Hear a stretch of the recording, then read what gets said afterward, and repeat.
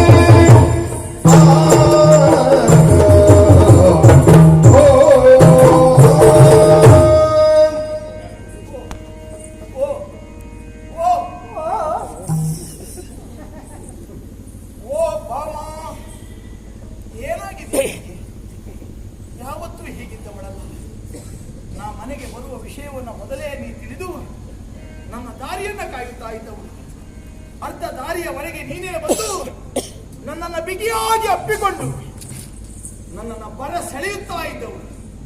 ಆದ್ರೆ ಇವತ್ತು ಮಾತ್ರ ಹಾಗಲ್ಲ ಮಾಮ, ಮುಖವನ್ನು ತಿರುಗಿಸುತ್ತಾ ಇದೀಯ.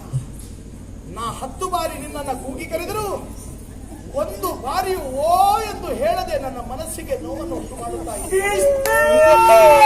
ಸುಮ್ಮನಿರೋ. ಅದು ನಂದು.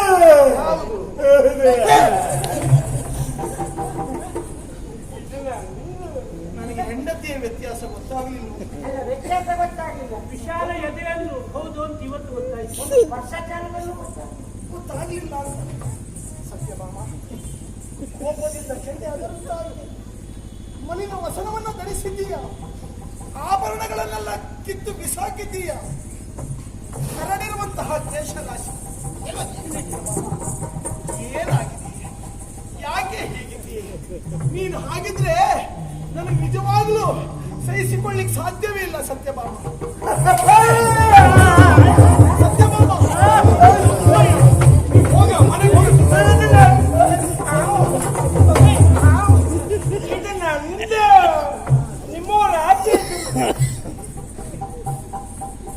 ಏನಾಗಿದೆ? ಮಾತಾಡಿ ನನ್ನಲ್ಲಿ.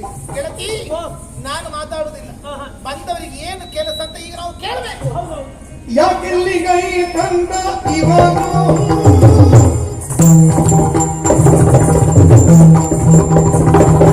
ಯಾಕೆಲ್ಲಿಗೈ ತಂದ ನಿವನು ನೀರೇ ನೀ ಕೇಳಿ ಬಂದ ಕಾರ್ಯವನು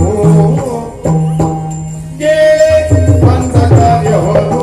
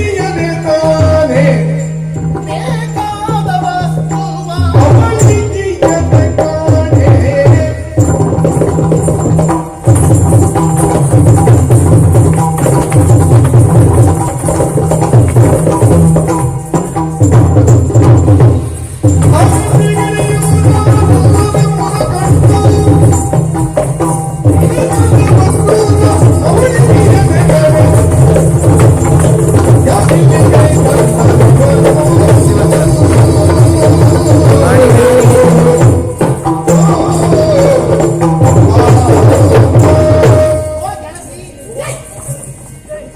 ಹೀಗೆ ಹೋಗ್ದೆ, ಹೀಗೆ ಹೋಗು. ನಾನು ಸುತ್ತಾಕನ್ನ ಸರಿಯಾಗಿ ಕೊಂಡರಿ ಜೋಡಿ. ಇಲ್ಲಿ ಬಾ. ಏನು? ಹೌದಾ? ಈಗ ನಾನು ಬಂದವರದ್ದು ನಾನು ಮಾತಾಡುದು ನನಗೆ ಮನಸ್ಸೆ. ಯಾಕೆ ಯಾಕೆ? ಯಾರಿಗೆ ನಮ್ಮ ಮೇಲೆ ಪ್ರೀತಿ ಇಲ್ಲ ಅಂತವರ ಬಳಿಯಲ್ಲಿ ನಾವೆಂತದಕ್ಕೆ ಮಾತಾಡಬೇಕು? ಹೌದೌದು. ಹಾಗಂತ ಬಂದವರಿಗೆ ಹ. ನಮ್ಮ ಮನಸ್ಸು ಹ. ಅಥವಾ ಅವರು ಮಾಡಿರುವಂತಹ ಕೆಟ್ಟ ಬುದ್ಧಿ ಹ. ಅರ್ಥ ಆಗಬೇಕು ಬೇಡವಾ? ಹೌದೌದು. ಅದಕ್ಕಾಗಿ ಹ. ನನ್ನ ಪರವಾಗಿ ಹ. ನೀನು ಮಾತಾಡ್ಬೇಕು.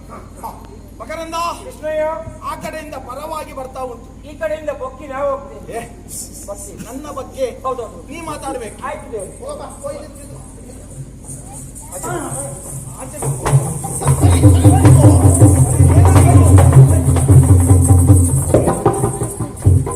ನಿಮ್ಗೆ ಎಂತ ಆಯ್ತು ನಿನಗೆ?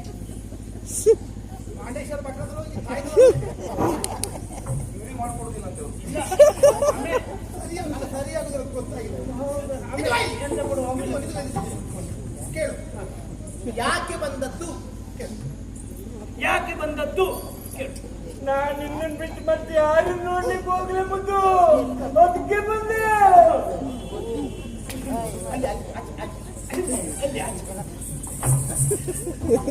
ಯಾಕೆ ಬಂದದ್ದು? ಅರೆ, ಕಂಡ ಹೆಂಡತಿಯ ಮನೆಗೆ ಬಾರದು ಇನ್ನೆಲ್ಲಿಗೆ ಹೋಗ್ಬೇಕು?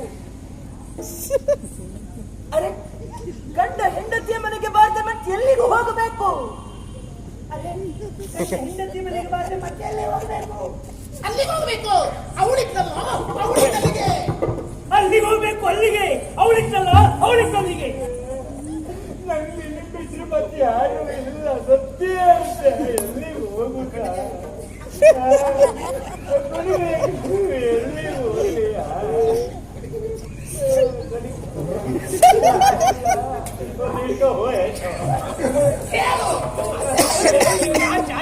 ನಂಗಂತ ಜೋರ್ ಮಾಡ್ತೆ. ಆಚೆ ಕೇಳಿ. ಇಪ್ಪತ್ತು ಕೊಡ್ತಾ ಏನ್ ಕೊಟ್ಟಿದ್ದೆ? ಆಚೆ ಕೇಳಿ, ಆಚೆ ಕೇಳಿ. ಎಂತ ಕೇಳ್ಬೇಕು? ಅವಳಿದ್ದಲ್ಲಿಗೆ ಹೋಗ್ಬೇಕಿತ್ತು, ಅವಳಿದ್ದಲ್ಲಿಗೆ. ಅವಳಿದ್ದಲ್ಲಿಗೆ ಹೋಗ್ಬೇಕಿತ್ತಂತೆ, ಅವಳಿದ್ದಲ್ಲಿಗೆ.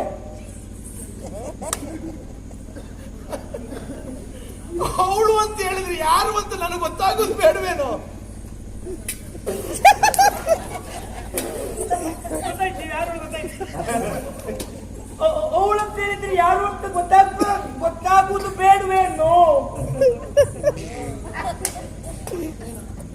ಅವಳು ಅಂತಂದ್ರೆ ಯಾರು ಅಂತ ಗೊತ್ತಾಗುದು ಬೇಡವಾ? ಅವಳು ಅಂತಂದ್ರೆ ಗೊತ್ತಿಲ್ವಾ?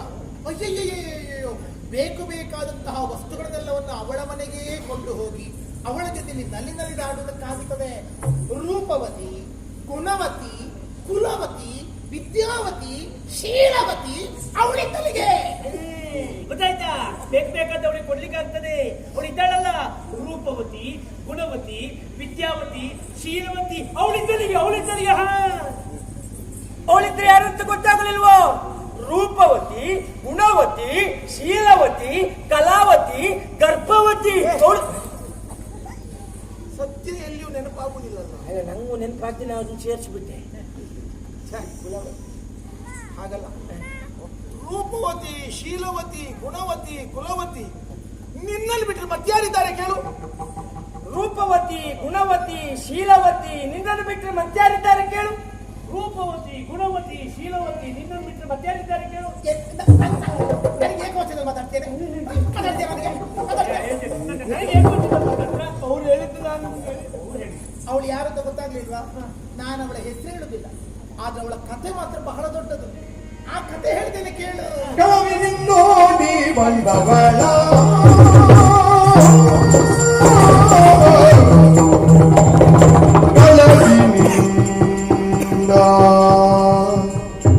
ಕಳವಿನಿಂದ ಕಳವಿನಿಂದೋಡಿ ಬಂದವಳ ಕಳವಿನಿಂದ ಕಳವಿನಿಂದ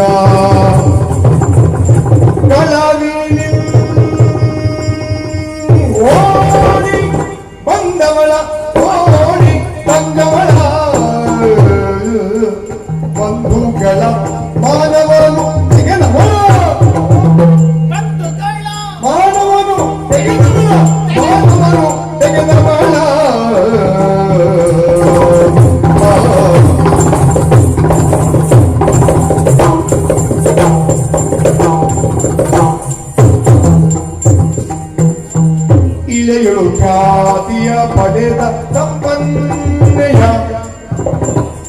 ಇಳೆಯಳು ಖ್ಯಾತಿಯ ಪಡೆದ ಸಂಪನ್ನೆಯ ಚೆಲುವೆಯ ಚೆಲುವೆಯ ಚೆಲುವೆಯ ಚಪಲೆಯ ಚೆಲುವೆಯ ಚಪಲೆಯ ನಿಲಯ ಬಿಟ್ಟಿಲ್ಲಿಗೆ ಚಪಲೆಯ ನಿಲಯ ಬಿಟ್ಟಿಲ್ಲಿಗೆ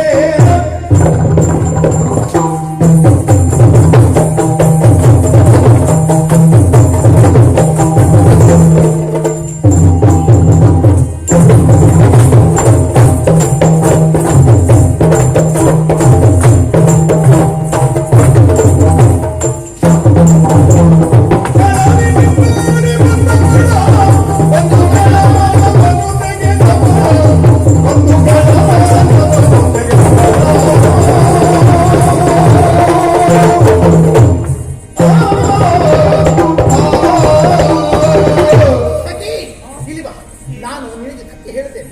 ಅವಳದೊಂದು ಕತೆ ಉಂಟು. ಆ ಕತೆ ಕೇಳಿದ್ರೆ ಎಂತವರಿಗೆ ಅದೇ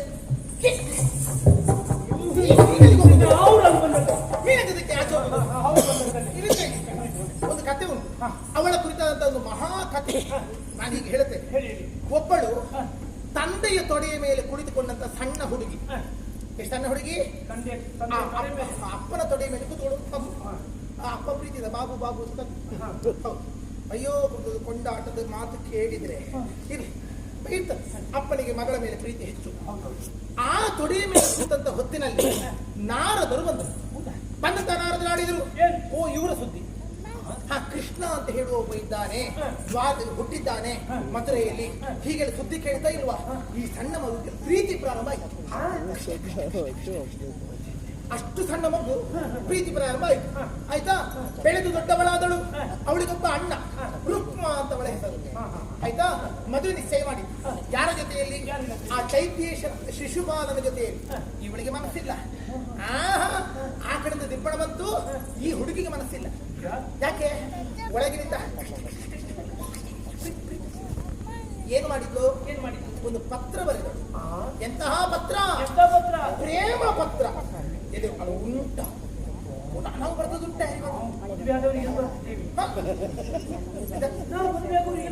ಎಲ್ಲಿ ಬರ್ತಿದ್ದೇವೆ?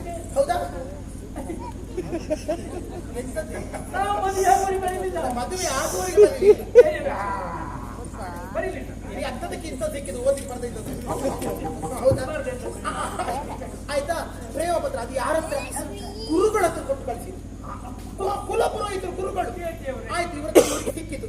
ಆಮೇಲೆ ಇವರೇನು ಮಾಡಿದ್ರು? ಪತ್ರ ಓದಿದ್ರು. ಆ ಮದುವೆ ದಿವಸದಲ್ಲಿ ಹೋದ್ರು. ಆ ಹುಡುಗಿ ಮದುವೆ ಮಂಟಪಕ್ಕೆ ಹೋದದ್ದಲ್ಲ, ಕಾಳಿಕಾ ಪೂಜೆಗೆ ಹಾಗೆ ಹೋಗಿ ನೆವನದಿಂದ ಊರ ಹೊರಬಾಯಿಗಿರುವಂತ ಕಾಳಿಕಾ ಗುಡಿಗೆ ಹೋಗಿ ಅಲ್ಲಿ ಬಂದಂತ ಇವರ ಕುತ್ತಿಗೆಗೆ ಮಾಲೆ ಹಾಕಿ ಅಲ್ಲಿಂದ ಓಡಿ ಬಂದದ್ದು. ಕಳವಿನಿಂದೋಡಿ ಬಂದವಳ.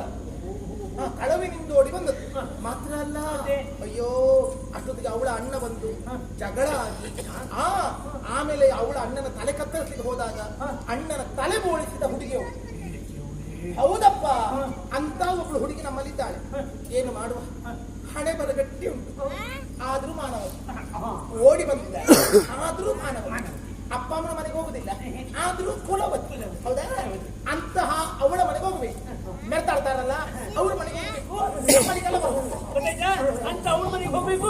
ನಮ್ಮ ಮನೆಗೆಲ್ಲ ಬರ್ಬೇಕು. ಅದ್ಯಾರೋ ಕುಳಾಯಿಗೆ ಬಂದವಳಿದ್ದಾಳಂತಲ್ಲ, ಕುಳಾಯಿ ಒಳಗೆ ಹಳವಿನಿಂದ ಓಡಿ ಬಂದವಳು.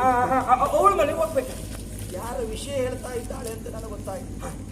ಅದೇ ಕಾರಣಕ್ಕೆ ಸಿಟ್ಟೆನ್ನುವುದು ನನಗೆ ಗೊತ್ತಾಗಿತ್ತು. ಸಿಟ್ಟು ಶಾಂತ ಮಾಡಬೇಕಾ ಬೇಡವಾ? ಹೌದು ಕೃಷ್ಣಯ್ಯ, ಆ ಉಪಾಯ ನನ್ನ ಹತ್ರವೇ ಇರು. ನಾನೇ ಮಾತಾಡಿಸ್ತಾ ಸಿಟ್ಟು ಮಾಡಲು